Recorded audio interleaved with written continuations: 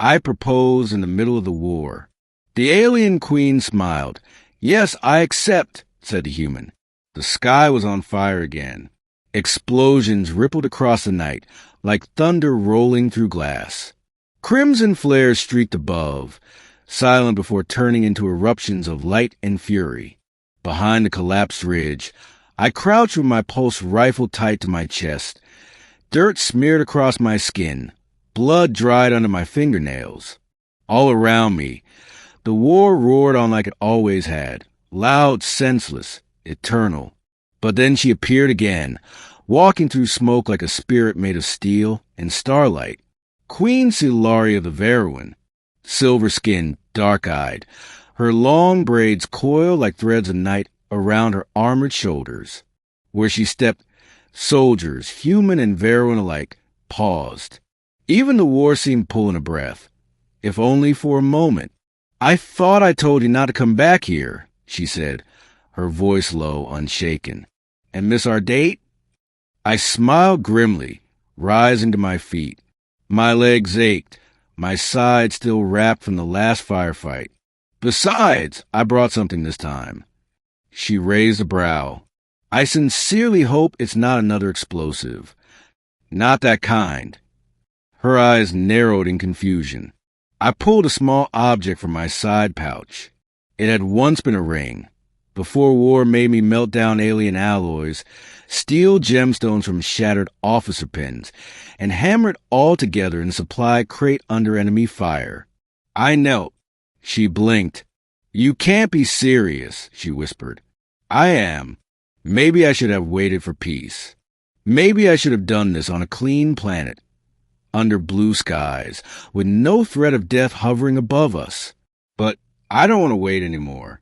Saelari, will you marry me? Silence fell. Behind us, the battlefield still groaned with tension, but for a sliver of time, it all faded. Her eyes shimmered, not with tears, no. A queen like her didn't cry, but with something deeper. She stepped forward slowly, looking down at me. You are out of your mind. Completely. And what makes you think a Varuun queen can marry a human soldier? Because I asked, I said simply. A long pause. And then she smiled. It wasn't the polite kind she wore in front of diplomats or her council.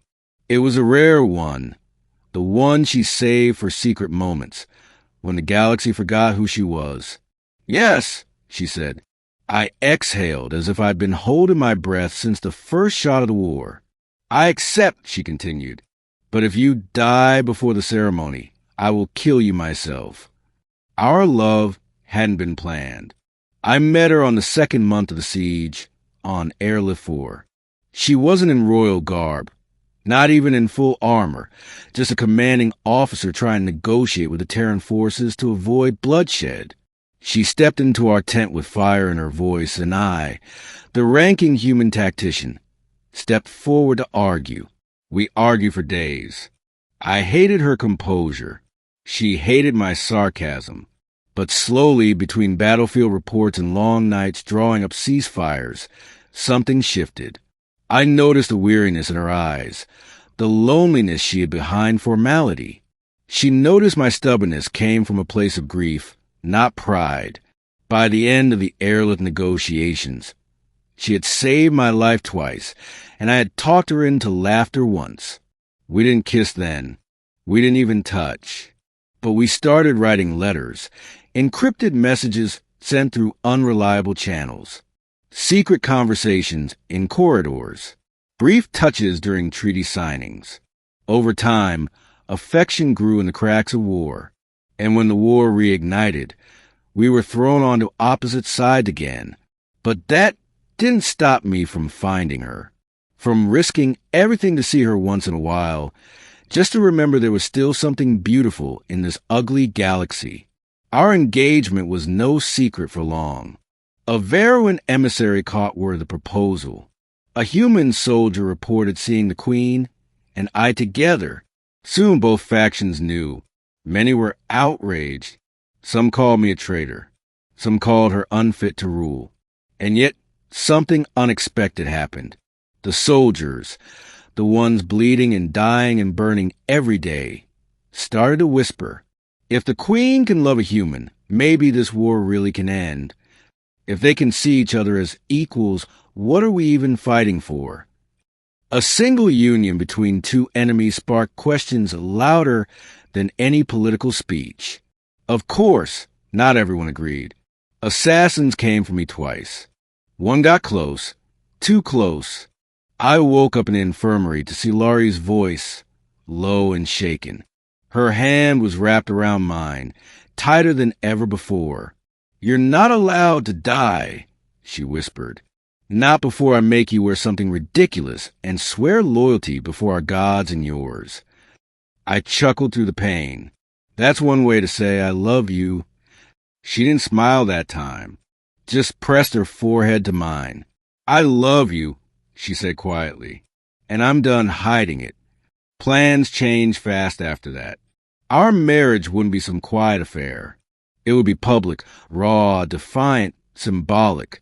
We decided it would take place right where the war was still burning hottest. Sector Droz, the ruined valley where the two armies had once clashed the hardest. We chose it not out of romance, but rebellion. We were going to reclaim something human and alien both. Hope. That day, I wore a strange mix of uniforms. Human jacket, Varuun sash, and a ceremonial dagger at my waist. Saelari arrived in full armor, not to frighten but to show strength. Her cape, once a banner of war, now bore the symbol of both empires entwined. Our guests were soldiers, dirty, scarred, tired soldiers from both sides, standing shoulder to shoulder under a makeshift canopy of salvage banners. There were no priests, no choir, only the wind, the ruins, and the fire of something new being born. I stood before her. She looked at me as if I were more than a man, and I saw her not just as a queen, but as the woman who had stitched letters through war zones just to tell me she missed me. Do you accept this bond? She asked, speaking the Varuun vow. I do, I said. Do you? I already have, she replied, long before you ever asked. We kissed. It was brief, clumsy, messy, completely against protocol, but it was ours. The soldiers cheered, not wildly, but like people who finally saw the sun after years of rain. That night, under a shattered sky, we lay side by side in a bunker converted into a bedroom. The war still hadn't ended. Skirmishes continued on distant planets. There was more work to do. Treaties, trials, rebuilding. But none of that mattered right then. You know, I said, brushing a hand through her hair, I never thought I'd fall in love with an alien queen. I never thought I'd marry a human who snores like a warship engine, she replied dryly. I chuckled. Guess we both surprised ourselves. She turned, resting her head against my chest. Will they really listen to us? Will they stop fighting? Some will, others won't. But they'll see us, and maybe they'll remember that we don't have to kill each other to live together. Silence stretched between us for a moment. Then she said, I still plan to rule, to lead, even if your people don't approve. And I still plan to challenge you in every debate, I grinned, even if your council doesn't approve. She smiled, and in that quiet, broken, beautiful moment, we began something greater than peace. We began a future, together,